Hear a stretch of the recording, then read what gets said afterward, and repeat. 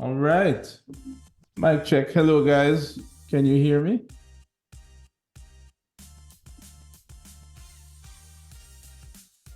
Yes, sir. All right.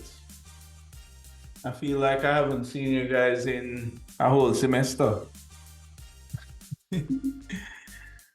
uh, so I'm in a new location. It's still undergoing some, I guess you could say, some construction. So things look a little different. Hopefully, you guys can hear me okay. Can you hear me okay? It's not too echoey in here. No, sir. All right, cool. All right, so I see we've got almost a full house today. That's good. Um, we are pretty much what now at the end of the semester, just about. So we have one last order of business to take care of, and that is going to be our final project, right? So we're going to talk about that today. We are also going to talk about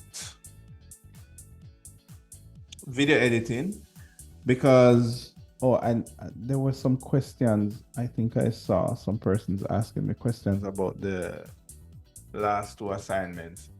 So for assignment 4, that is the virtual camera, right? That's the one that we worked on week after last, where you are to have generated some clips, right?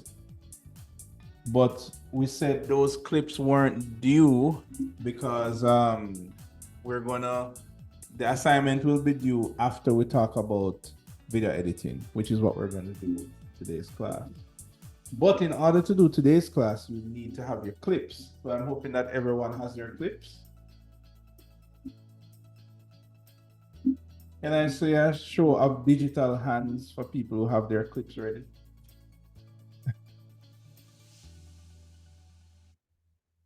Uh-oh. Nobody rendered their video clips? Some of us? Sir, I have, but not rendered, sir. Okay. Well, we have an hour between class. So to make the best of that class, you're definitely gonna need to have some kind of clips. I mean, you can always, I guess, do it the nowadays style, which is watch the video for later.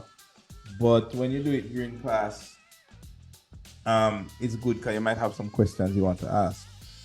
Also, I'm gonna do that example using Premiere. Last year I did it with DaVinci Resolve, but I think most people here, anybody here use DaVinci Resolve? Yes, sir. One, okay. Anybody here use Premiere Pro? For editing? I think I asked this last time, but I can't remember what was the result. Nobody does use Premiere Pro?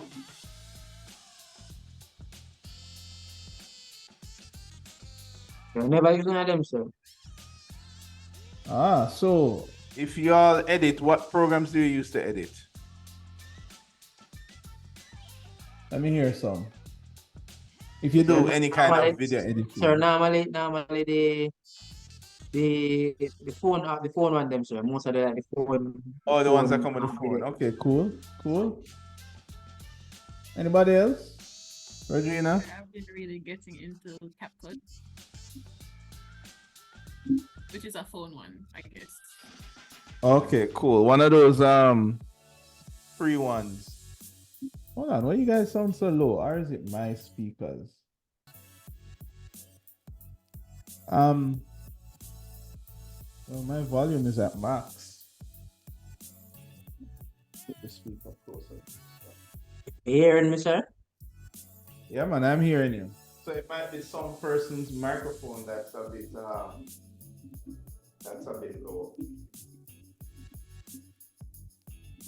All right. So, oops.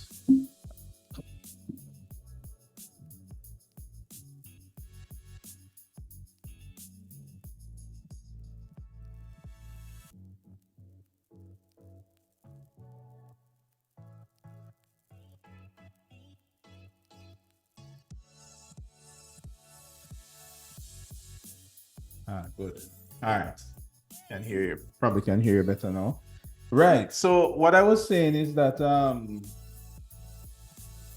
and I think Windows as well comes with a video editing program as well. We are just gonna pick one of them because we definitely don't have time to do like 3 different programs.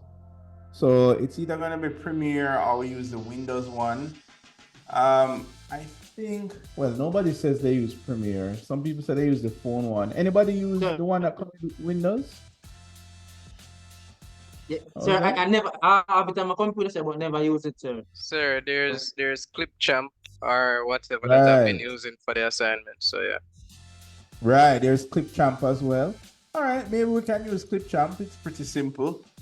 It's pretty simple. And I think Clipchamp comes with Windows. So you all will need to pick one. And just in case nobody never used any of these programs before, you can always just grab Clipchamp to do the work. All right. It's a free download for those who have a Windows computer. All right. And if you want to use Premiere, then no problem. You can use the big boss. That's what we call it, the big boss. All right. Okay, so we're going to deal with that in the afternoon session, right?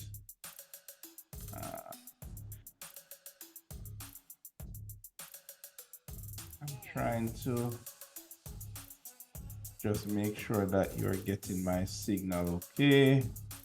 Usually I join the meeting from my phone so that I can know that everything is coming through. If I can just find it, here it is.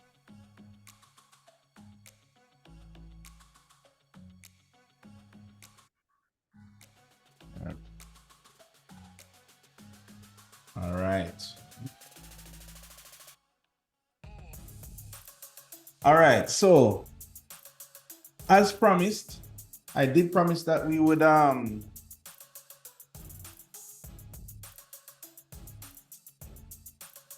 good. I just saw it froze. I did promise that today we would be doing some video games today, right? I did promise that, right? So we're gonna take some time to do that. Then we're gonna take a break and come back, and we're gonna do some editing, and then we're gonna talk about the final project. And of course, the final project is a movie that you guys have to create. So it is something that will require the editing, all right? But it's gonna be good. Don't worry. Don't worry. We're gonna have about 2 weeks to do it, but it should be based. It's gonna be either group or individual, so you have that choice, right? If you want to best use up your time, you can group up and do it, or if you want to fly it solo. So I'm giving you like full autonomy, right? Okay. Horace, you have a question? Yes, sir. Sir, as I hear you talking about the last assignment, right? And if I'm gonna be completely honest, assignment 3 and assignment 4 was a lot. And to make a movie now, sir, you say we have 2 weeks, but we also have final crit in 2 weeks. Yes, I see what you're saying. Well, I do assignment 2 and 3. No, 2 and 3. Sorry, 3 and 4. Three, right? yeah, 3 and 4. Right. So assignment 3, when you go outside and take some shots. I mean, what I was hoping for that is that those shots were what you would also use for your study tour. So I'm trying to make the work, even though we have to do the work, I'm trying to also make sure that the work is usable. So it's not just something that you're doing for me to mark. Or at least if it's not usable, we try to give you as much information, like as much things as possible. So the things that you're not learning, you don't have to spend time doing it. So for example, last week when we did the whole 3D the virtual camera, that's where we did the camera views in the 3D scene, right? I mean, there are some things that should hopefully make it more palatable. I mean, remember also that the video is there with, I mean, I basically walk through step by step of what you should do. I don't know. I don't know But how else to sir, make it. that's Yeah. no, that's not necessarily the issue, you know. Personally, Oh, assignment but 3 and assignment 4, I did learn new things, and it you know, it did, I guess my video editing skills are a lot better since. So, but it's right. just the time. It's just the time that we have to do all Ah, of these yes. things. But that's where my concern is, the time. Oh boy, that is your number one arch nemesis in the field of architecture. I'm telling you. I don't know. We are working on it. It has gotten a lot better, especially since the time I did it. I mean, from when I was in school, this module was always about doing an architectural movie, right? But we're going to try to make it as palatable as possible. That's what I can tell you. Also, the fact that it is based on your studio project, it's usually something that you can also use. By the way, did you guys get your final date already?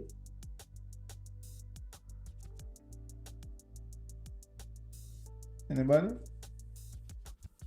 Yes, sir. So 23rd. Yeah, the 23rd. It is the 23rd. Ah, so that is next week. Not next week, week after next. Right. So usually okay, let me ask the second question. Who here in their final project has created some kind of 3D model, whether it's SketchUp or Revit, but you plan to use 3D rendering or 3D images or even 3D animation? Anybody? Yes, sir. Yes, sir. I pretty much expecting like maybe 90%. Maybe some of you are doing hand drawing, maybe. But like I remember over the years, from taking a survey, like 90% usually end up having some kind of 3D model to which they'd render some kind of elevations or 3D views, and some people get to do animations depending on the timing. So their final project is actually based on your design studio. So the idea is that when you do something for me, you can show it in your final crit. You know? And if you weren't planning to do, like, let's say you weren't planning to do an animation for your project, well, just team up with somebody else so that you can get a group grade, right? In computing. You get what I'm saying? So I'm just trying to say how you can be strategic about it, about this thing. So yes, you're doing a quote unquote movie, film, something with animation, and it is based on your design studio project. You don't have to do that project alone. Three of you could come together and say, okay, Andre, Anita, and Louis might say, let's do this project together. We will use Anita's model, right? Because maybe Anita has the most complete model, or a model that's, I don't know, compatible with Twinmotion or whatever, for whatever reason. Then basically you cut the work in thirds, right? And everybody does part of it. And at the end of the day, whatever is produced can be used in your presentation. On the other side, you might decide that, hey, I was planning on doing an animation for my final project anyway. So I do it for advanced computing and I get a grade for it. And I can do it for Design Studio. So I don't know. Those are the kind of ideas that's floating around in my head. I mean, is it reasonable, guys, or is it too much?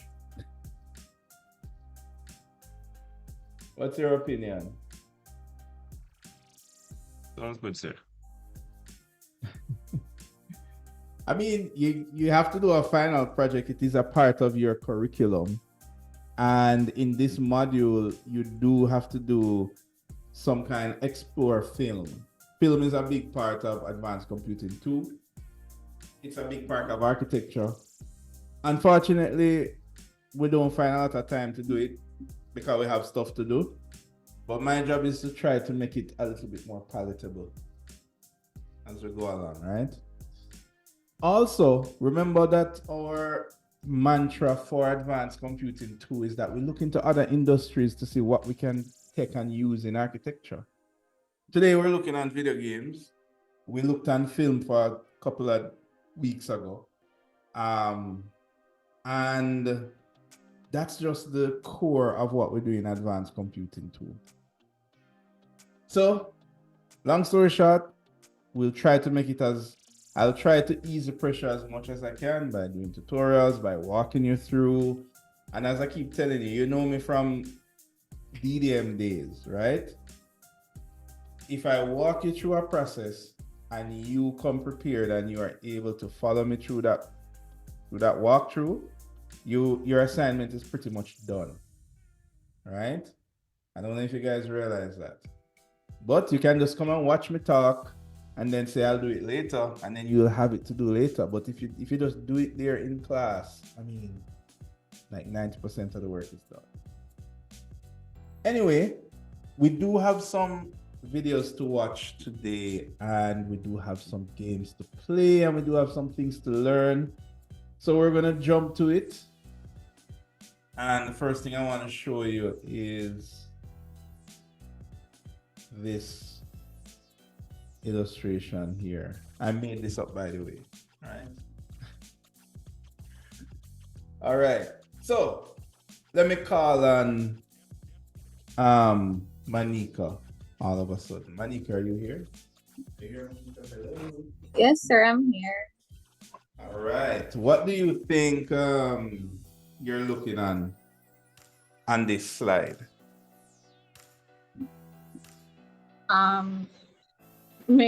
For this, I think it's a person like reading up to something. So like Okay. maybe when you're younger, you like car stuff.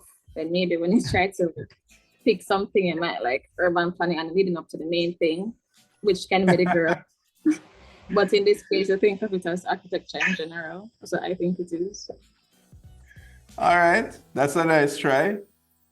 But not quite the story that we're saying here, right? Let me give you a hint for the next person, right?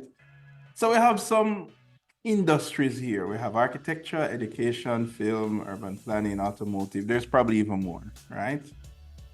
And everybody is lined up, right, to talk to this industry, this attractive industry here, right? All right, that was your hint. That was your hint.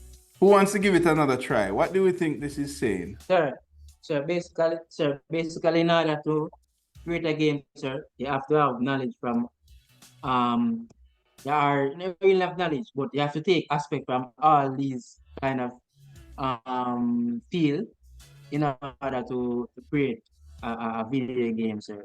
Because they cannot like have a game without an environment, which deal with architecture, and then also you have to have some form of knowledge about it. You have to have some All form of right. quality like for the movies, etc. Mhm. That's All my right, take on cool. it. That's a reasonable assumption. Not quite what I was going for in the slide. Um, before I give it away, anybody else want to give it another swing? What do we think this slide here is saying? You have this attractive person here, and then these So persons I lined think up. it means that the resources and the technologies that this company and the industry use to make the video games, that these other industries now look to those industry to basically utilize their technology and resources to create whatever they want to create in their industry. All right, ding, ding, ding, and Jeremy wins the virtual prize. Right. I'm sorry, I don't have actual prizes here. It's not included in my package from UTech, but you do win a virtual prize, right? That's Sir, a can little us, bit can us push up the grades, sir, for Jeremy, you know? I'll accept that. all right. So yeah, that's kind of close to it. So what's basically happening is that nowadays, pretty much every industry out there is, what's the word? Give me a word. Courting video game technology, right? Everything from architecture, and we are in architecture, so we know about Lumion and Twinmotion, and I guess some of us know that those are actual game engines, right? That's how it started. But then you have education as well. Ever heard the term gamification? Anybody?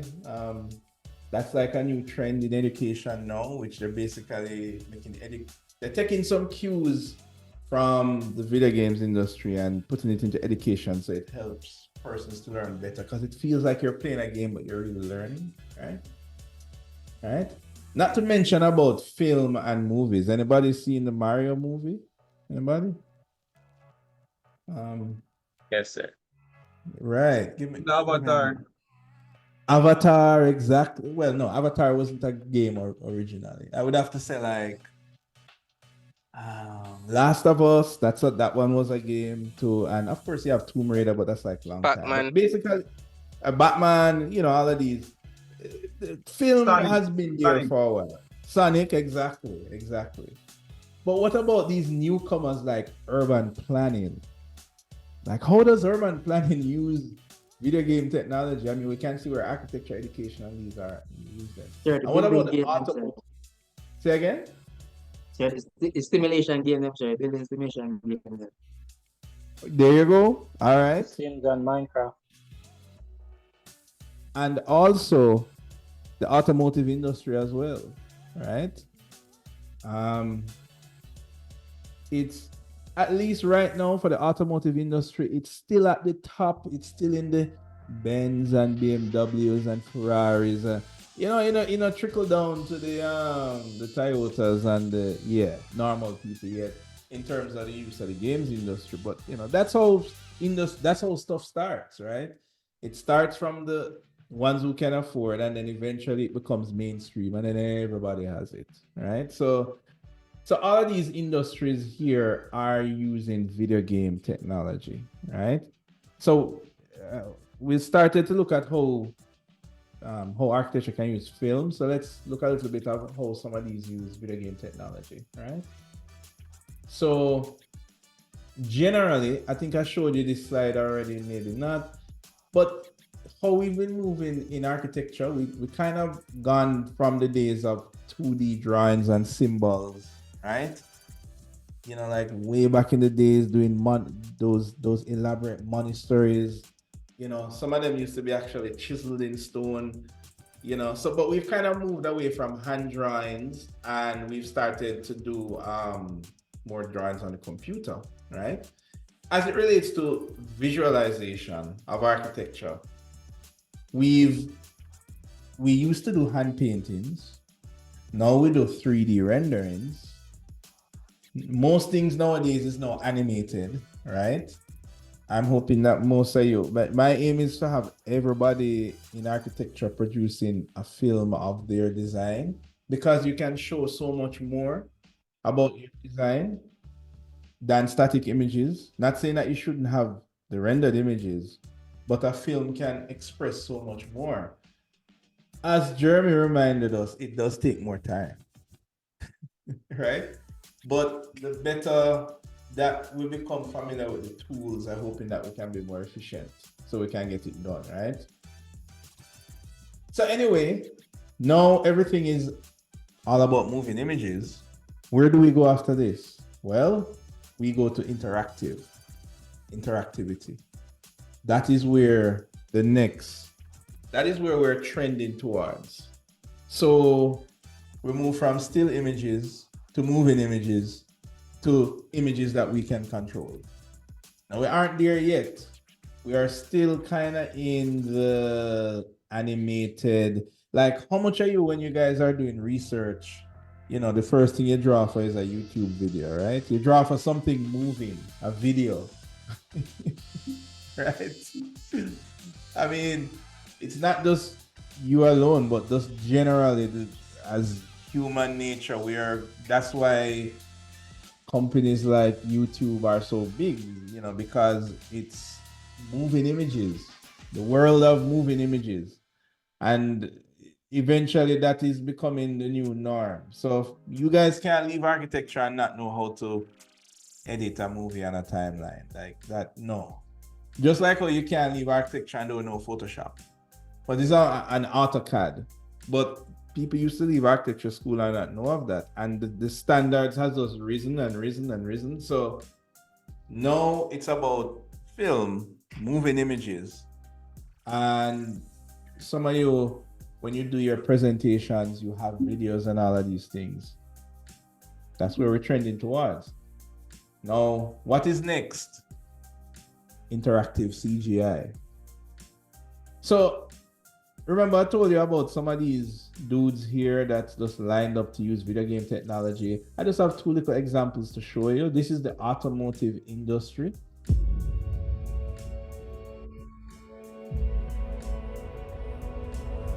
Wait, let me pause it. Can you guys hear the sound okay?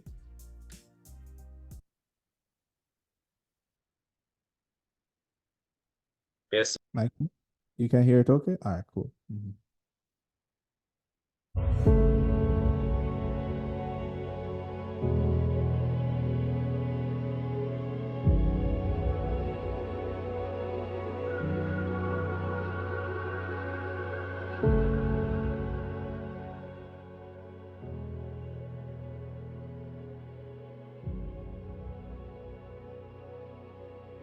Right. So, you know, when you guys have your money lined up to buy your car, this is how you'll be purchasing it. You go on the Mercedes-Benz website, you can choose the different colors, you know. So before, this used to be done mainly like maybe photographs or maybe 3D renderings. But does this seem like you're playing give me a car game, anybody? Give me a car game. Sir, Forza Horizon. Need for Right. Speed. Right. Does this look like you're playing Need for Speed? I mean, it kind of does. Looks like a very good car game. Look You at know, but GTA in 6, fact, sir. well, okay, there you go. Right. But in fact, you know, whoever is in this car configurator don't have him 12 million already ready, set to purchase a new Benz, right? Right. And the only thing between this car company and that car company receiving this 12 million in profit for this Benz is just the person deciding, do I want blue or yellow or whatever, and so forth. Now, as I say, guys, this is at the top. So, you know, Benz is expensive or whatever. But I'm telling you, think about when drones came out. Think about when 3D printing came out, right? You had this big thing in a fridge and only certain laboratories have it. Now you can buy a 3D printer for $200 on eBay. I mean, on Amazon, right? So before you know it, when you go to a dealer to buy a college car, you're going to be looking at some car configurator thing. In a couple of years, it's going to be like the norm. And what is under the hood? Video game industry, right? It's just like a game, right? All right, let's look at this other one. There are many notable twins in the world today. You might even be a twin. But do you know what a digital twin is? Essentially, it's a digital version of a physical object, a dynamic, up-to-date digital replica of a built asset or environment. With the help of building information modeling, artificial intelligence, machine learning, and Internet of Things technology, data from the original asset is used to build and improve the digital twin. By providing a precise, up-to-date model of its original, a digital twin can help designers, engineers, contractors, owners, and manufacturers create more efficient structures. Digital twins can help with everything from planning, design, and construction to operations and maintenance. Consider a building that's already been designed and constructed. Imagine there's a digital twin of the entire facility, from the roof to the HVAC to the mechanical, engineering, and plumbing systems. Now imagine that sensors in the building provide the digital twin with real-time information. The digital twin updates itself according to the data. Then, building owners can view areas where the building is aging or faulty and make improvements. On a greater scale, multiple digital twins can be integrated in an entire ecosystem. So, how did digital twins get their start? In the 1960s, NASA was one of the first agencies to use mirroring technology to replicate systems in space. Notably, NASA created a replica of Apollo 13, which became critical in the midst of its challenging mission. Engineers were able to test solutions on the replica to avoid further disaster. Dr. Michael Greaves, Chief Scientist for Advanced Manufacturing at the Florida Institute of Technology, introduced the concept of the digital twin at an American Society of Mechanical Engineers conference in 2002. He proposed a product lifecycle management center that contained the elements of a digital twin, the physical space, the virtual space, and the flow of information between the two. The manufacturing industry was quick to adopt digital twins, and the architecture, engineering, and construction industry followed suit, with the help of technological advancements like BIM, or Building Information Modeling. Today, digital twin technology plays a big part in the digital transformation of the design, engineering, construction, manufacturing, and maintenance industries. A digital twin starts with knowledge of the assets and spaces that make up a facility.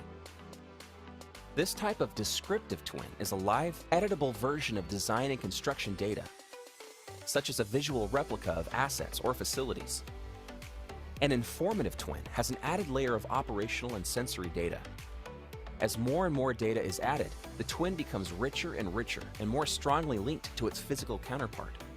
Predictive twins are able to leverage this operational data for insights, while comprehensive twins simulate future scenarios and consider what-if questions.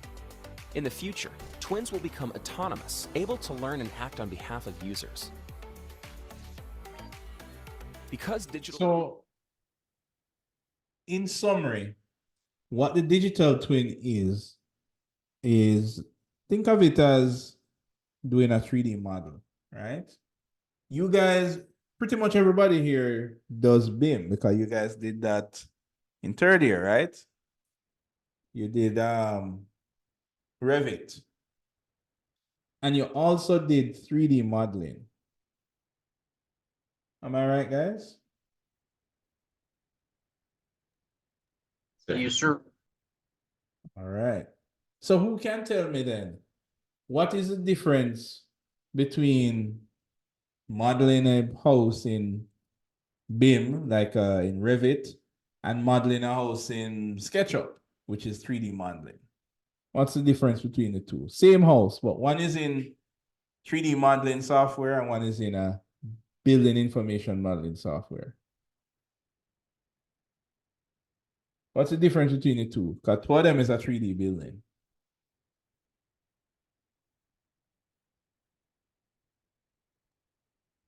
So I said it depends, because for like Rivet, I would model it there if I want information. So like floor plan, sections, yada yada yada. But if I'm really looking to get like exterior modeling of the building, I would do it in SketchUp.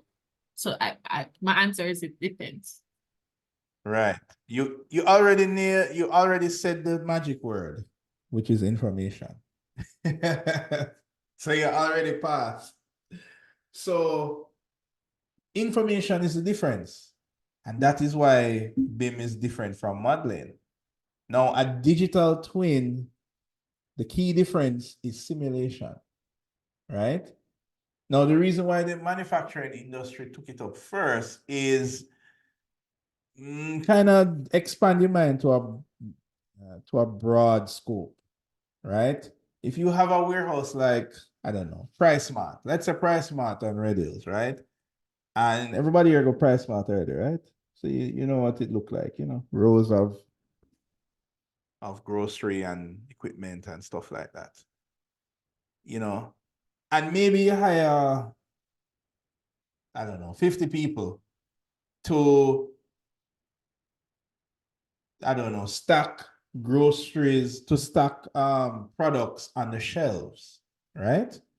Now, should they start from shelf A, then go to B, then go to C, then go to D? Should they start from stacking the top, then work their way down to the bottom shelf? Or should they start from the bottom shelf and stack the way up to the top?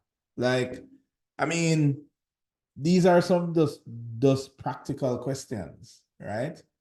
And how digital twins come in is that you can do the packing virtually on the digital version so that it can tell you, oh, it's actually better to start packing from the bottom to the top, from the left to right.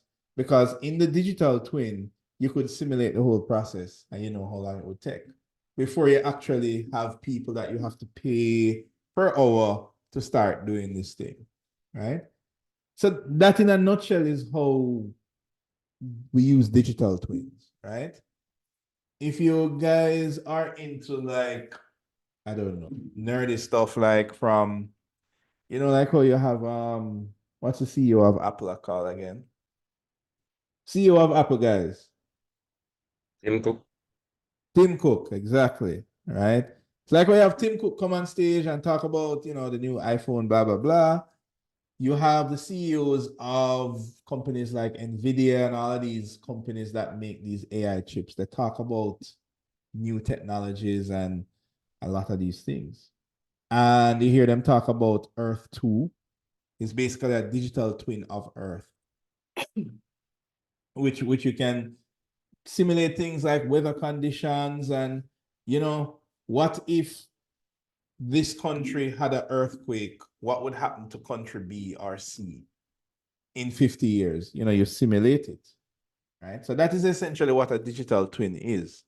So it's a model, it has information, and it has the third step, which is simulation, right? Now, does that sound like any video game anybody ever played before? Anybody? No? Sir, could you repeat? That whole explanation of digital twin, does it sound like any video game anybody might have played before? Sir, I didn't hear the explanation. All right. Anybody else that heard? Will it be something like GTA or something I guess, or one of them realistic Sir, games? What was that other one? so what about SimCity, sir? Aha! The Sims. Sims is Yeah. kind of old still. I think it's a Those are bit the city old. ones, sir. SimCity. Right, exactly.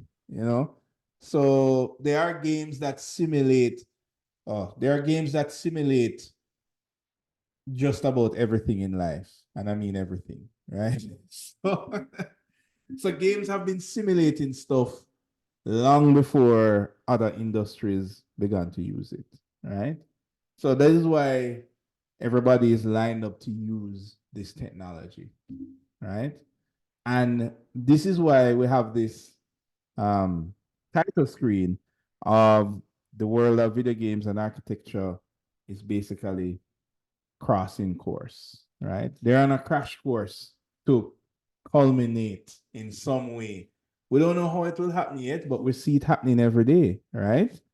We see Lumion came out first, then Twin Motion, then you have D5. I mean, all of these are based off of game engines, and games are getting more realistic. So architectural visualization can say, hey, if we can use that for a game, then we can use it for architecture as well, right? So what do you guys think about this architectural walkthrough of this building?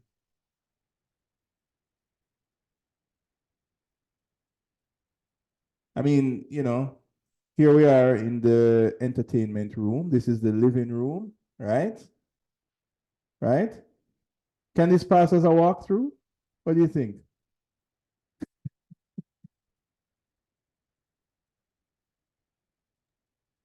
Yes.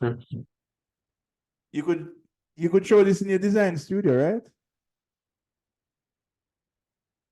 What do you say, Higgins? Yeah. How about So the that? only thing with it is the only issue with this is just the gunshot, but everything else definitely.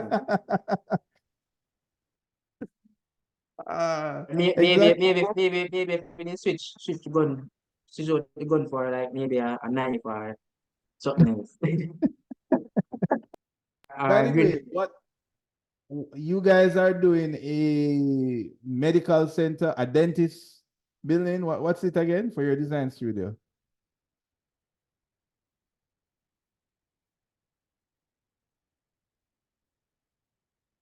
Dental school, sir. Oh, dental school, right. Right. So this could be the walkthrough of your dental school, right?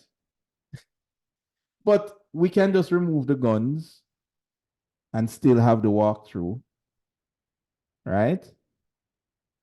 And remove the enemies as well, and instead replace it by the ability to swap out textures and furniture,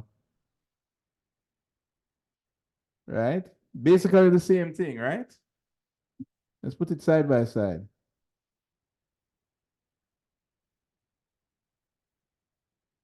What do you think?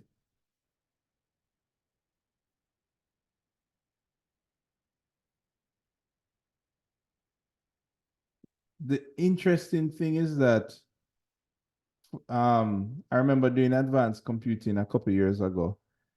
And by then it was mainly Lumion that was out.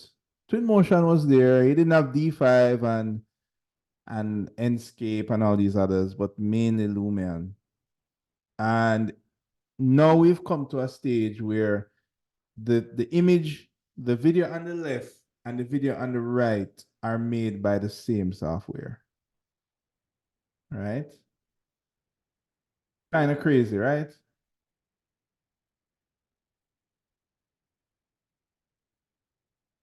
So this is what we mean by video games and architecture is on a cross. I think probably architecture can maybe benefit the most from these tools because it's so visual, but also both of these fields have a lot more things in common. For once, both of them generate serious money. According to the Entertainment Software Association, the average gamer has been playing video games for 12 years. Adult gamers have been playing for an average of 14 years. Males average 16 years of gameplay, while females average 12. As of 2013, 49% of all U.S. households own a dedicated game console, and those that do own an average of 2. The average game player's age as of 2013 is 30. And no, it's not all males. 47% of gamers are females. 42% of game players believe that computer and video games give them the most value for their money compared with DVDs, music, or going out to the movies. Who buys video games? The average age of the most frequent game purchaser is 35. The point?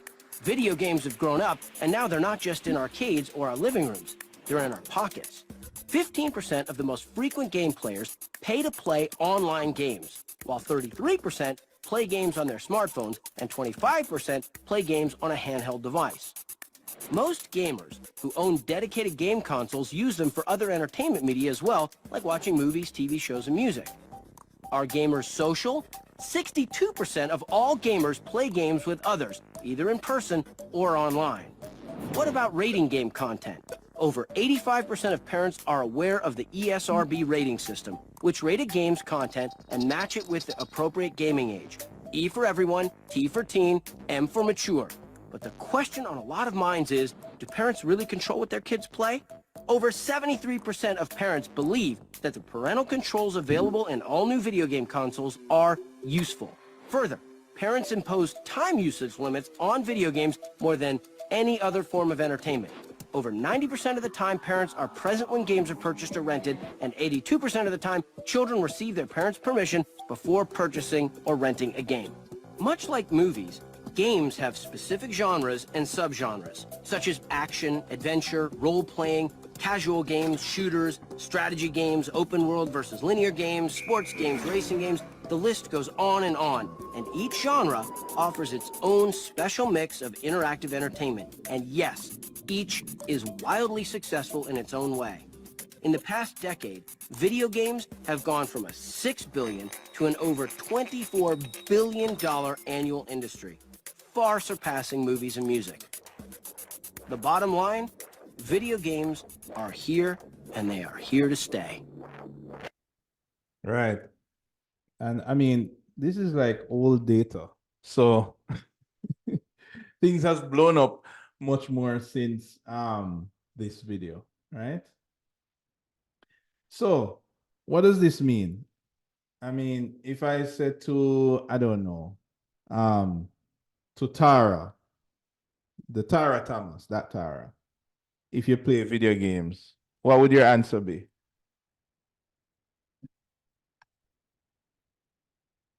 So could you repeat, please? If I ask you if you play video games, what would your answer be? So I don't, so I don't know much about it. But you use twin motion. Sir, in the game, stressing, sir. Sir, sir, did the amount of years me play, sir, to this point, it become stressing, sir. You lose brain cells. It's stressing. Right, No, it's no nowadays, sir. longer relieving stress. It's giving stress. You play the wrong game, then, man. No, man, you know, well, all right, the thing is, all right, let me explain what I mean, stressing, sir. You see, because the game them competitive, sir, because that be a rank game I play nowadays. 'Cause when I was young, much younger, sir, I mostly like fun game, single players, and most of them time, you know, fighting game were never really that competitive. But nowadays, sir, the game them be a ranked game, sir. So everybody nowadays so good at the game, sir. If you're not good as well, you're not problem, sir. And when you lose a rank match, sir, I tell you, you're not gonna feel happy about it when I say your rank I go down and you're not do well, you know. So that's why I say it's Right. stressing. Go on. That's why it's stressing. Yes, But sir. in But it's fun addition, though. Sure, game are fun, sir, overall, in my opinion. right. And what I'm getting at is that, you know, because everything is becoming mushed in this Play-Doh of technology, right? I mean, anybody here that has played Sims, which is kind of an old game, but and also use twin motion, would say, hold on, these are the same things. I used to do these things in twin motion, in Sims. I think it was my sister who played Sims. She loved Sims. I mean, you know, right? And she's a graphic artist, but she wanted to do something in 3D. And I said, hey, just download twin motion. And she said, wait a minute. Is this a game or is this like a program like Photoshop? Right? So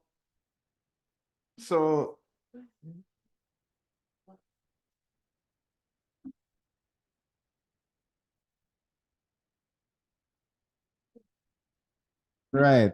So that's why when I ask you, Tara, if you play games, you should say yes.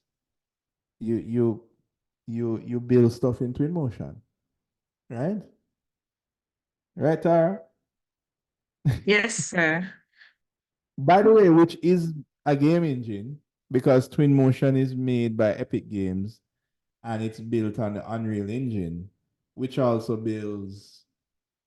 I don't know. You guys can tell me what other games does the Unreal Engine make? Name me some. Fortnite. Fortnite, exactly, the most famous one, and a Yeah. host of other games. So that's why I'm saying it's like very soon it will be like, what's a game and what's modeling, and it's going to be all soon, very soon, somebody will make a architecture game where the objective of the game is to create a BIM model and submit it to get grade. And every time you get a grade, you go to the next stage. Anyway, so there are some other similarities in addition to the tools between architecture and video games as well. So we know that architecture is a science and it is an art, right? Architecture can be very technical. It's about, HVAC calculations, structures, and so it's not necessarily that the architect gets involved in those things, but you have some architects that venture down the scientific route of architecture. You have persons that have studied architecture and they are dealing primarily with structures, right? But architecture is also art. It has to do with conceptualizing and expression and culture. And there are some people who are architects that write poems, and it's very like ephemeral, and. So it is an art and a science. And you guys are in school, yes, you have to produce a floor plan and an elevation, but then you also have to show your concept and how you came up with it, and how you show your concept, how you tell that story is also an artistic thing. So it turns out that video game is also an art and a science as well, right? The sciencey part of it involves writing code and programming and all that stuff, right? And the art part of it, well, what do you notice between both of these? Um, this is the other Tara now, Tara Fisher. What do you notice about the art of architecture and the art of video games?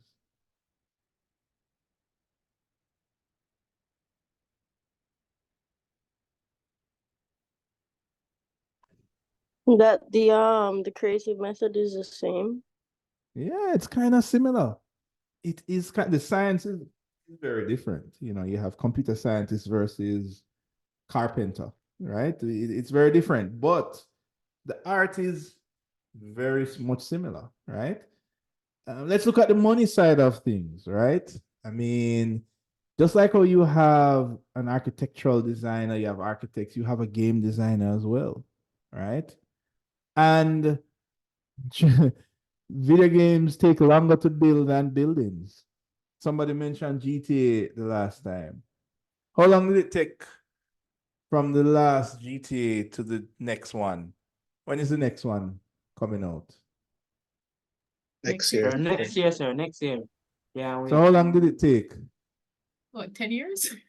Exactly. Yeah. Exactly. I was watching no, I was reading a forum one time and a guy said, "Man, I don't know if I have another GTA in me. I will probably won't be alive when the next one comes out." But anyway, yeah. But the Smith Nausea National Museum of African History and Culture. Anybody can tell me who was the architect for that one? Is this a favorite of anybody? No? Okay. No? Okay. Well, this one was by David Ajay, right?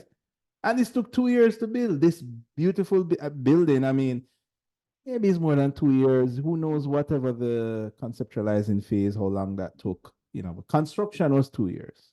Fine. So maybe it took 3 years. But still, it takes 5 years to build a game. I mean, really. So that's the thing. And that's one of the reasons why it's so like expensive and all of that stuff. So, just like in the architectural industry where you have the real estate developer, you have architects, and they create the buildings. In the game industry, you have a game developer as well, and they hire game designers, right? And that is another kind of comparison between the two, right? It's that art side that really marries the two. And that was, I mean, this has been around since before Lumion and Twinmotion came out. Those are just the tools, but the art was already there from, I don't know, the days of Mario and whatever other early games were there. It still required a creative mind to come up with a building that responds to so much things, culture and people, and to also create a game that responds to so much things as well, right? So it's two of them requires the art, right? So really what happened is that after a while, the architectural industry just took a slice from the game industry. And what was that? That was the game engine.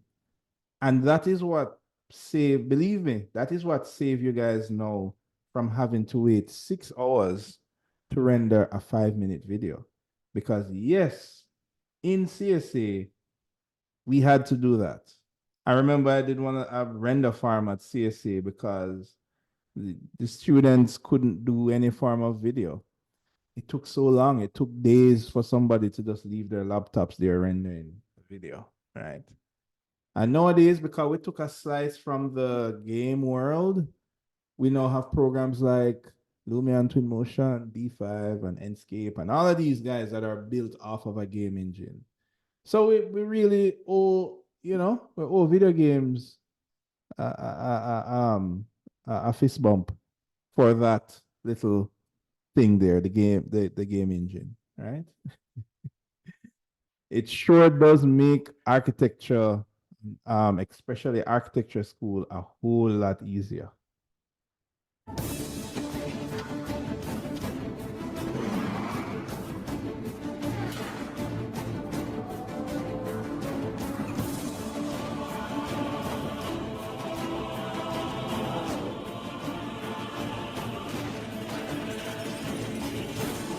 With the continuous waves of technical and artistic changes sweeping over the industry and games getting better and bigger, the video game industry began to anchor itself within the public consciousness. Many starting to argue that games are as much an art form as anything. The trouble is with art, it's a subjective term. One person's art is another person's rubbish, and this is where you come back to the semantics of the word art, which is problematic. Whether that is a film, or whether that is a book, or whether that is a painting, or whether that is a computer game, it elicits a response. It makes you think about the world or look at the world in a slightly different way. I've always believed that games are absolutely an art form. As Phil Fish said, it's the culmination of every form of art and expression that mankind has ever had goes into a game. If you look at the staff that builds a video game, you have a music composer, you have a writer, you have an artist who does sketch work, you have a technical artist, you have level designers who create spaces, much like architects. It really is kind of the Avengers of talent when you really think about it. Nowhere is it more obvious than in video games. You have these artists creating these beautiful three-dimensional worlds, and the technology allowing players to come into those worlds and have them be as real as possible is the ultimate example of art and science working together. The best description of art I ever heard from a professor of mine when I was going for my MFA was that art is somebody who's put together something that deliberately provokes a response in an audience. The consumer actually is a participant in the art. It's almost like being part of a great art experiment, about a living art experiment. Yeah, there's a lot of basic logistics, like you push X and this happens, or you push up and that happens.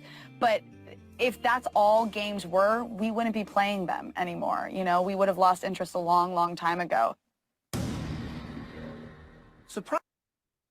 Right. So there is actually another similarity between architecture and video games I read, right? So we touched on I think what, three so far, right? So we definitely know that we use their technology that helps architecture be much better. But also we realize that it's very similar combination of art and science, and the art is very similar, right? So let's look at another similarity. So we have so if we kind of look at where it all began, about the 1980s, which ironically, this was about the same time that the first computer-aided design program was ever built, right? Not AutoCAD, right? That didn't come till much later, right? but programs using the computer to help you to draw a line and a curve and those things were evolving in around the 1980s. But anyway, on a different what do you call this now, dimension, the Atari came out this point. Anybody know of the Atari? Anybody know this word?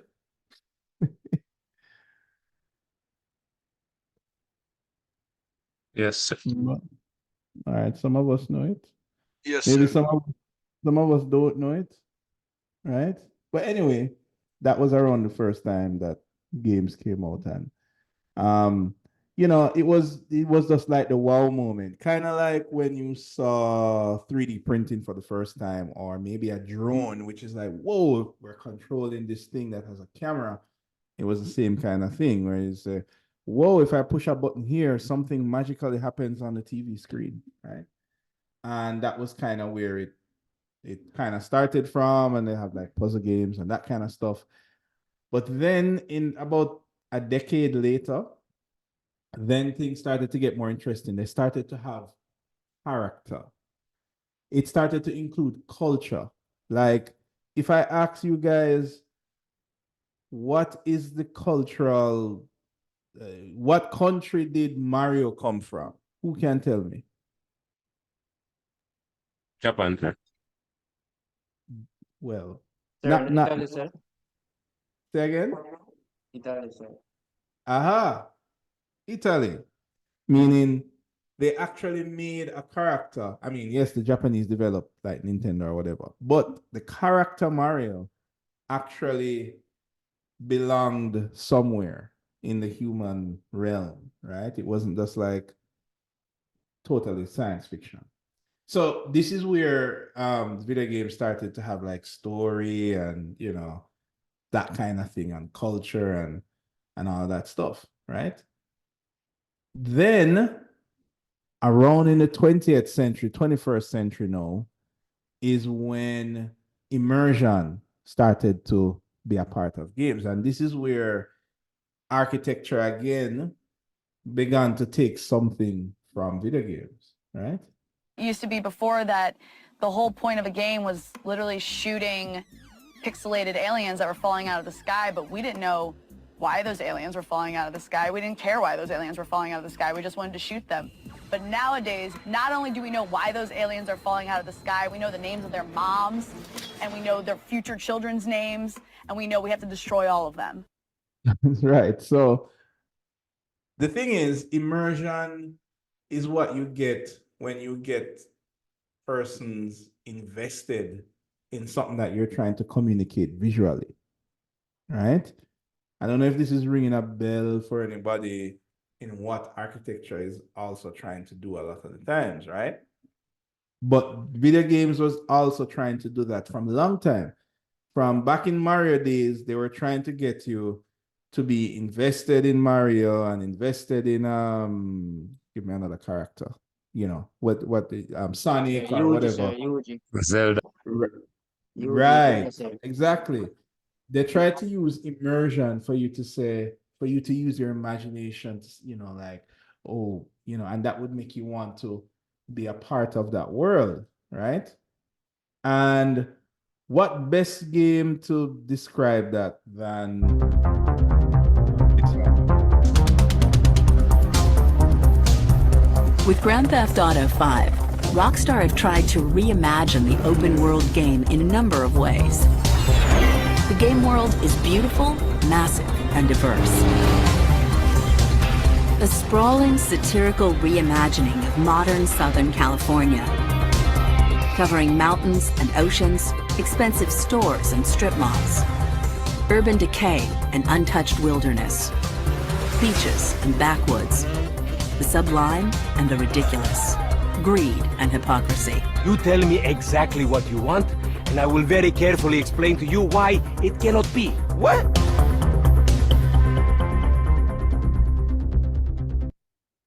Right. So, wow, this was like 10 years ago. I just realizing that now. At the time I put this in till now, it's like 10 years. The funny thing is that if I want to put the next year when I do advanced computing, if I want to put GT as an example, I probably can't put it because it's too like, what's the word? Well, for those of you who've seen the trailers, you gotta get what I mean. But the idea of what I'm saying is that immersion was the next step for games to try and get you visually invested. I guess that would be a proper way to say it, right? So it started with puzzles, then they had character, then they had physics and music and culture and graphics. And this is where architecture started to kind of say, I see what you guys are doing over there. We could use some of that over here to help score those multi-billion-dollar projects, right? Because just as how my son gets caught up in GTA or whatever and buys a copy of whatever game, I can get my client to be visually invested by by using the same kind of, what do you call that, formula, like what the video games is using, right? So the same amount of time and investment that was spent in detailing the environment and putting trees and people and boats and cars, think about when you use twin motion nowadays and you're trying to make your project, what's it now? You're trying to show what your project is about, right? You're doing the same kind of things that the game designer has been doing from Mario days. So technically, we're just like catching on to the bus that was already rolling, right? Which is maybe why games is the bigger industry, maybe because they have just figured out how to get people invested, you know? It doesn't have to be guns blazing and shooting. Nowadays, they've gone to phones um and all of these other stuff. So the world Yeah, what's that? development, sir. So the world development in games, sir, is important. Exactly. You hear me, sir? Yeah, man, I hear you. I hear you. I hear you. No, for me, like I remember even the kind of field that I am in now, right? Which I'm a visualization specialist, right? Which is not just about creating renderings, but coming up with visual solutions, right? If you need to communicate something quickly and efficiently, what's the best way to do it, right? And how I got drawn to that was out of the same things that video games were trying to show. Like one video game that stands out in my mind is like Final Fantasy. I remember that from way back when. And it had all of these things, but one of the main thing that it had was the ability for the world that it presented to you for you to want to experience it, right? And that's one of the things that kind of drew me into architectural visualization. Yes, I do have a trailer here. how long is this? Hopefully not too long. But I'm just to give you an example. By the way, this game came out in 1997, right? But they remade it in 2019. So that's why the graphics look way better. Just in case you're wondering why those graphics look so good for 1997, right? But regardless of the graphics, the point is that this game is about a city that is in the middle of this barren land. The reason it's in the middle of the barren land is because, long story short, it uses the energy from the earth and transform it to electricity, and people can live modern life, blah, blah, blah. But the city is called Midgar, and it's kind of shaped like a pizza, like a double layered pizza. And on the top, you have where the wealthy live. That's kind of what you see now. And then below is like the slums. That's where like who can't afford to live on the top plate, so you live on the bottom plate. So this is in the slum area now. Further, come on. Right. What we would call ghetto, the ghetto area, right? And that is what the ghetto area looks like, and that's where you have all the people that work in the farmlands and all that stuff, right? And you have the story develops into all kind of things. But the point is that was a very interesting, like, for my 14-year-old mind, being introduced to, architecture and urban, thinking about that kind of stuff. This is what the city looked like. I mean, it didn't look like this in 1997, but it's kind of like that. So that is the hot plate that you're seeing there. And these things here are the reactors that use the energy from the earth and whatever. And that is the shape of the city. So, like, when you see that, firstly, it captures the imagination because it's like, whoa, this is interesting. Then there's this dynamic that's happening in terms of architecture and people and culture. You have these societies that are formed because of the architecture, right? So the people that live on the bottom plate, they don't get a sky. They call it a steel sky because all they see is like metal. That's how they grow up. But the persons that live on the top plate, they're seeing blue skies. That's how they grow up. And that gives two different type of culture and blah, blah, blah, and blah, blah, blah. But that is what you describe as immersion, right? So if that can grab your attention, then why not use it for architecture? Like, it doesn't have to be about aliens and that kind of stuff, but it can be about whatever the concept of your building is, right? So anyway, that is the video gamey part of it. And basically, I've been doing the same thing by just reconstructing that. Maybe not building a city of Midgar with, with all of these things, but, this is a development in, I don't remember where it is again. It was kind of long ago. I still remember it. I think it's in, not Stony Hill. It's another one. But anyway, it was a couple years ago.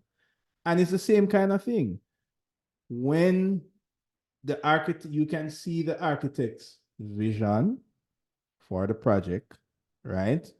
And along with that vision comes imagination, saying, wow, I want to live here. I want to purchase one of these $40 million units. Or it could be, it's the client, and the client loves this vision. It's like, yes, I want this designer, this architect to design my vision for me, right? This stuff brings about imagination because it has immersion. So it's the same kind of formulas that's been used. And, these are some of the stuff that we worked on. This is another one here. What is the time? Don't want to run out of time, so maybe we don't have time to show this one. This was another project that we did, right?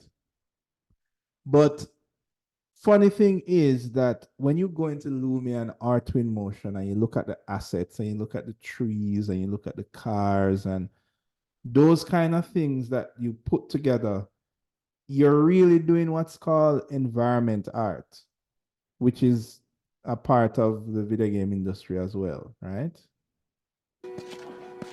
Over the course of Joel and Ellie's journey through this game across America, you find all these different societies, all these different enclaves, and you get to see how do they deal with the infected. without the manifestation of this infection, Oh, sorry. I should start by saying this is a game about what do you call it now? Like a disease that spread throughout mankind and you know basically wipe out most of the human race, right? And that's where the game starts. So that's why they're talking about that stuff. That's the story behind this. For those of you who don't know about this game. By the way, this is the one that they made a movie of this. They made a series of this. Anybody know about this? Yes, sir. Recently. Yes, sir. Exactly. Yes, sir. Exactly. It's so interesting, right? I mean, this was so long ago that I had this slide, but fast forward 10 years later, it's like, oh, we need to make a movie of this. Anyway. over the course of Joel and Ellie's journey through this game across America, You find all these different societies, all these different enclaves, and you get to see how do they deal with the infected. without the manifestation of this infection, you can't have these people making those interesting choices.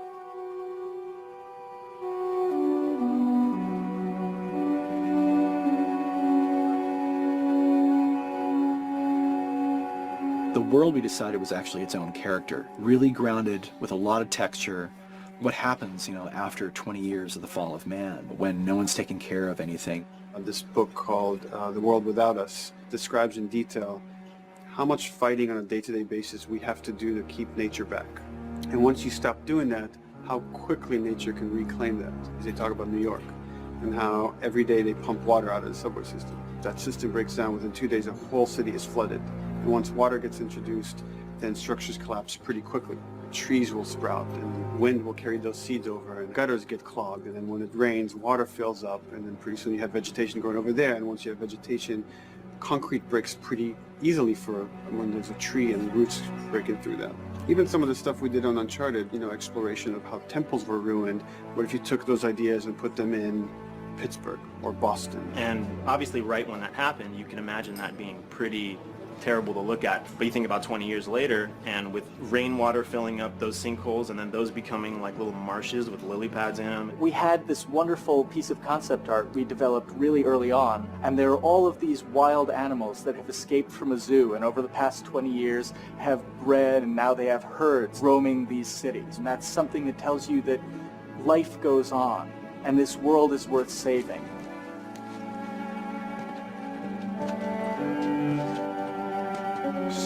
Don't scare it. I won't. What are you doing? There's something really pretty about nature reclaiming its domain once we are gone.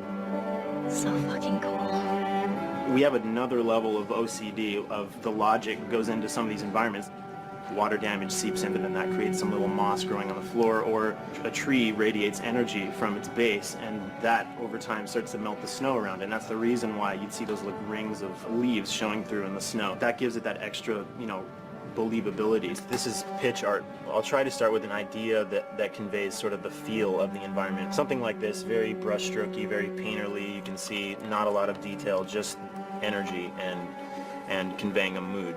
This is sort of just a conversation starter, and then this would be more of an actual space. So you start talking about, is this too tight of a space right here? Would the player even fit through there? Do we even want to include water? Those are conversations you start having a little bit later.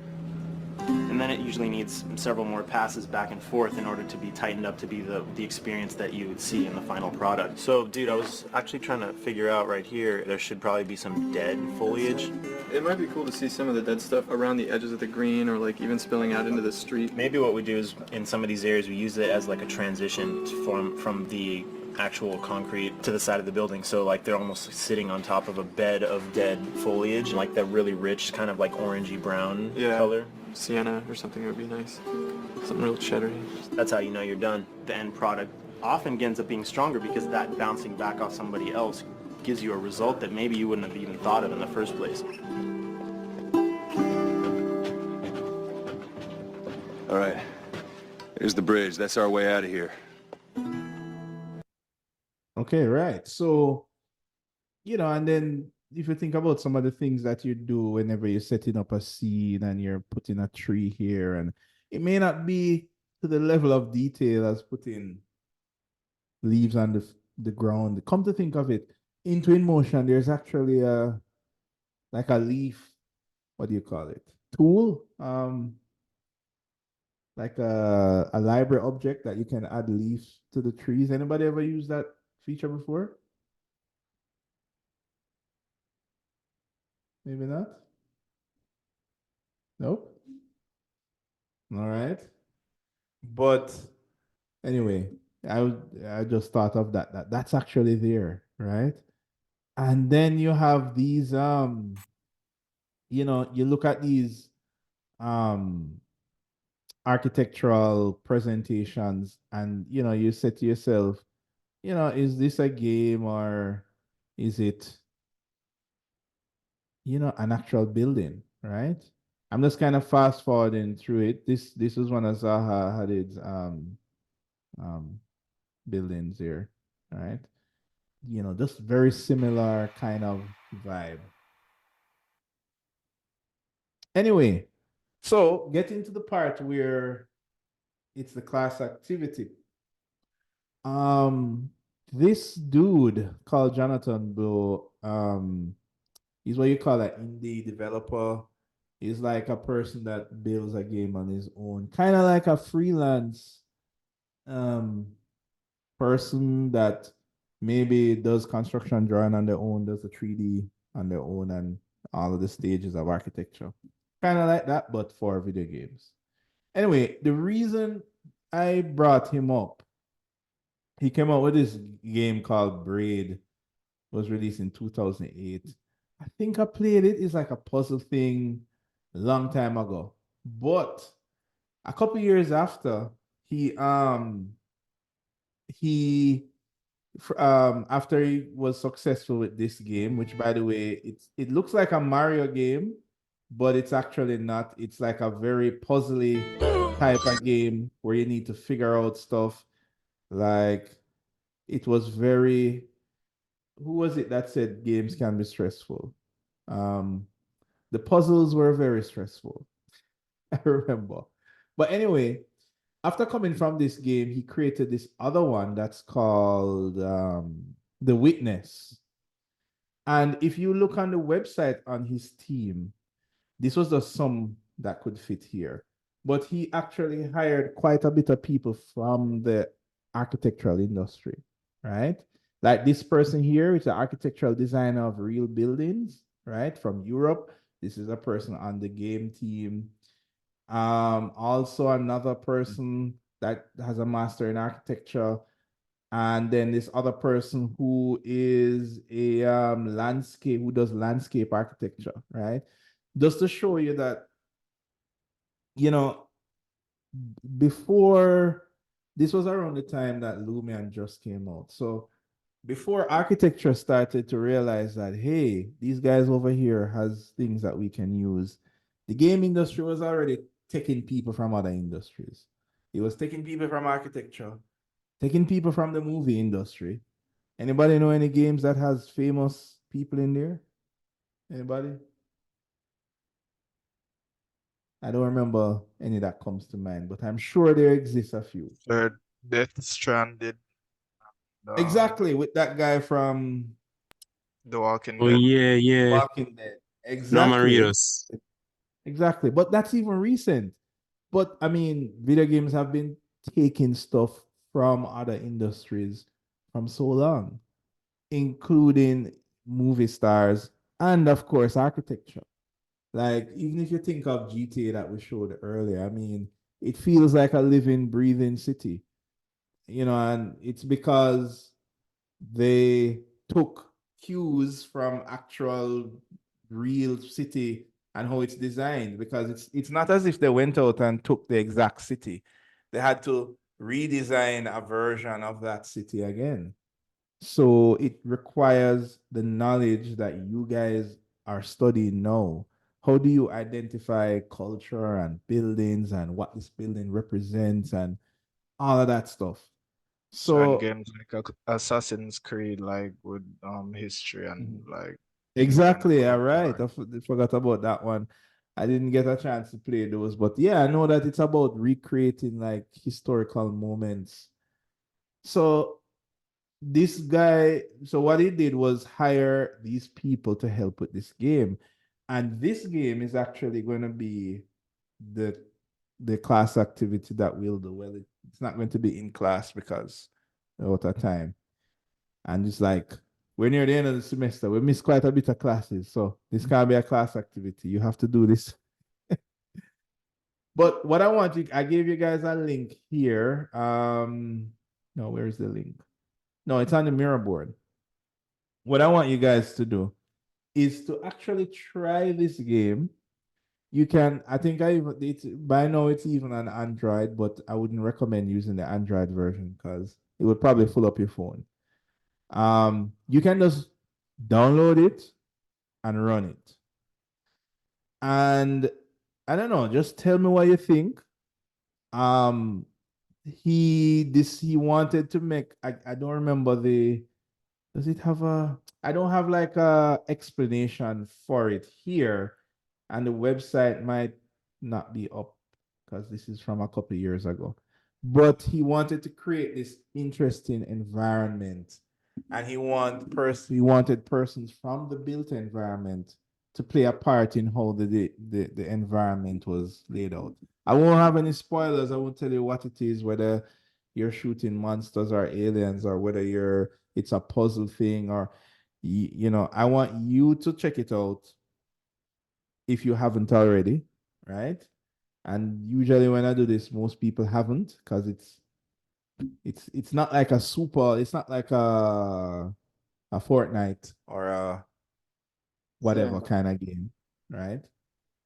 I'll put the link on the mirror board.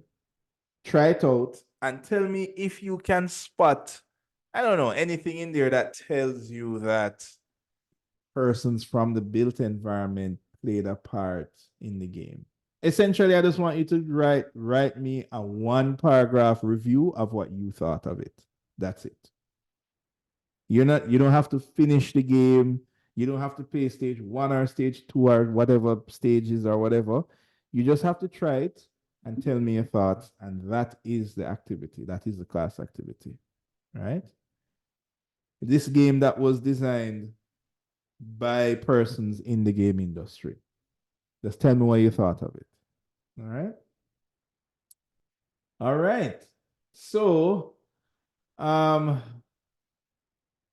is going to be it for today's presentation on architecture and video games, right? My aim was for you guys to Yeah, you can go realize. back to the slide showing the game. Showing which one? The last slide. The last slide? Let's go.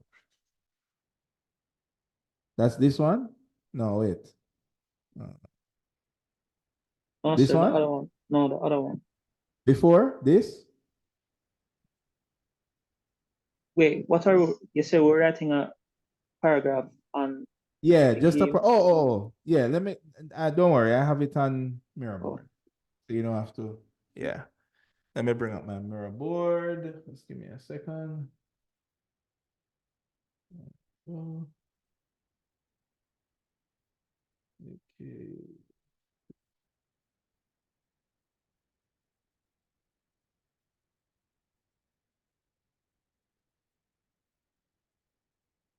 Advanced computing 2. All right. There we go.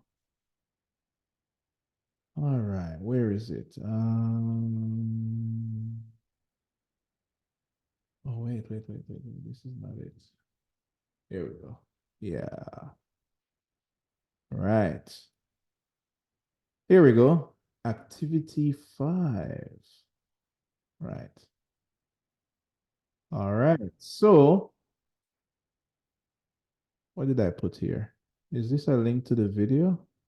It's not playing though, for some reason. Oh no, that's all right. Okay.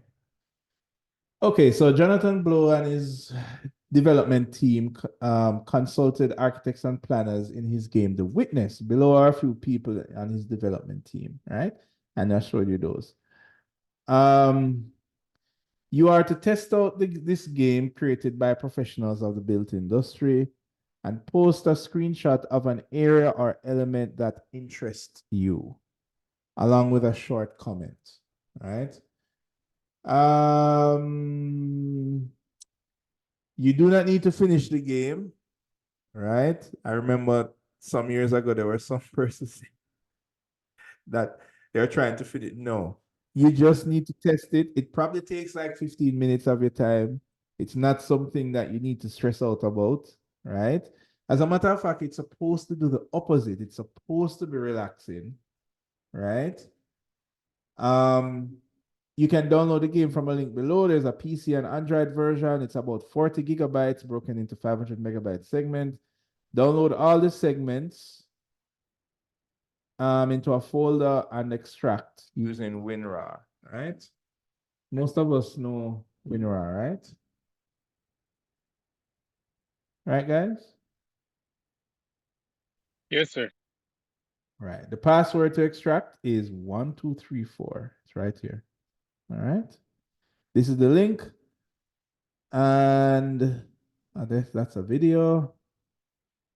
Oh, yeah. Okay, right. And that's basically what you must do. Just check out this game created by people in the built environment.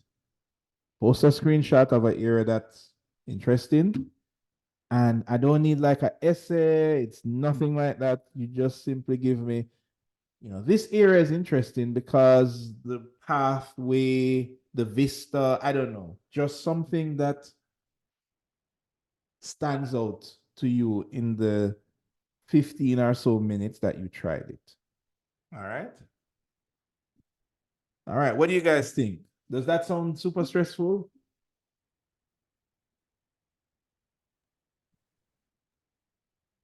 Sorry. What was that, Tara? The class activity goes on to the next session, sir. No. You know, it's not going to be class activity because we're pretty much out of time. I'm just giving. It's up to you. You just need to do it and submit when you did it. I would say by next class. All right. Okay. Okay. Right. Because I mean, it's 4 gigs. Maybe you don't have a fast connection, or I don't know. I can just imagine there are maybe technical hurdles in trying this out. So it is not about you doing it in class this time around. Just do it whenever you can. As usual, if you do it and submit it, you get the point for the class activity. All right. By the way, speaking of class activities, did you guys see Miss Otian gave your Sir, I name? actually forgot to send an email, na, sir. Say again? I forgot to send the email. I went on the Zoom one, sir. Okay, all right. Well, send me the evidence. Did anybody else go?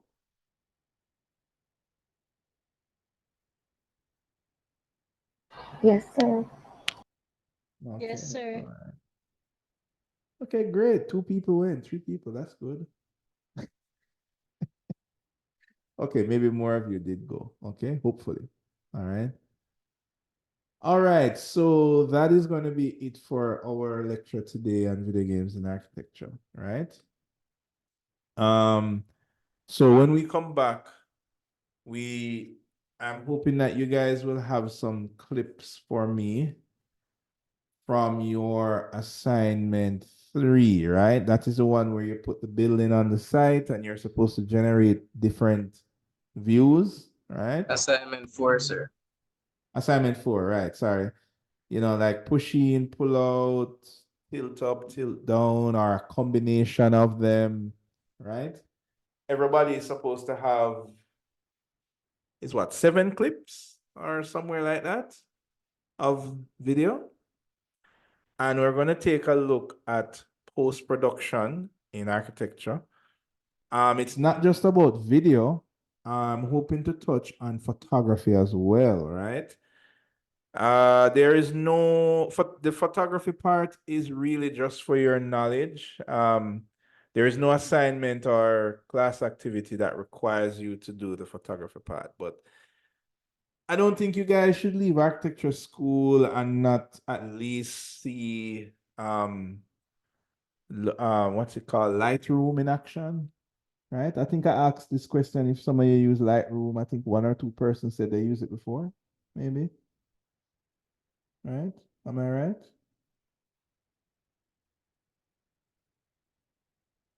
No? Nobody? Okay, one person. Anyway, but we want to talk about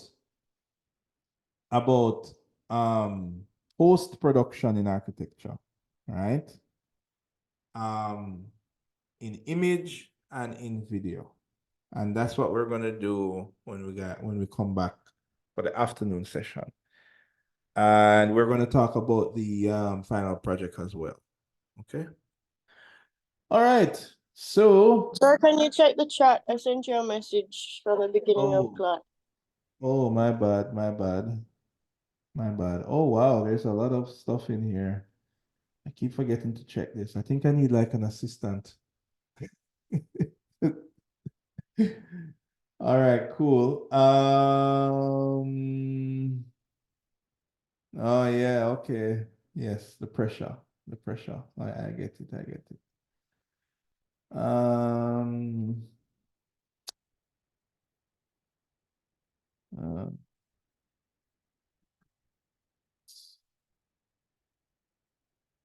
okay.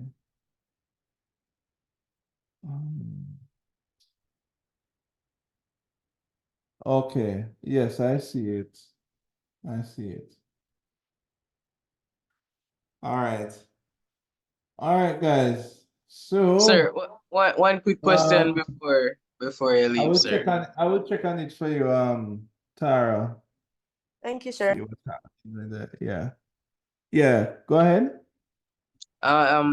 Did you mark all assignment 2 for everybody? No? Yeah, assignment 2, I marked what was submitted at the time. So I'm gonna mark 3 probably like this weekend. So usually when I mark an assignment, I take a glimpse back at the previous one to see if anybody submitted, and I will mark it then. All right. Okay, sir. Also, sir, two things. One, my ID number is not on the grade sheet, and I know you said it's because you have to sign up for register or whatever, sir. But I already did that, and it's still not there. And secondly, sir, you said the video game would take probably like 15 minutes to download, and my laptop is saying 2 hours. So I want you to know that, and you sent No, me. 50 minutes to try. 50 minutes to try, not to download. Not to download. But yes, remember, it's not a class activity, so you don't need to like do it today. All right. I already know that you probably stress out with your design studio. Do it whenever, I don't know, you want to relax, because hopefully it should not be a stressful thing. Right? So just make it download. And I will make a note here about the ID number. All right, so yes. So I see you guys later again. All right. So for the later class, you say we're using Clipchamp. I have Clipchamp on my computer, so you guys should try and get Clipchamp on your computer. You can get it from the Microsoft Store. If you have Premiere Pro and you know how to use it, that's fine. If you use DaVinci and you know how to use it, that's fine. Whichever one is good for you. All right. Okay. Maybe I will use Premiere Pro because I want to show you guys some stuff, and I don't know if Clipchamp will allow me to do that. So we'll see. All right, guys, I'll see you guys later. Okay?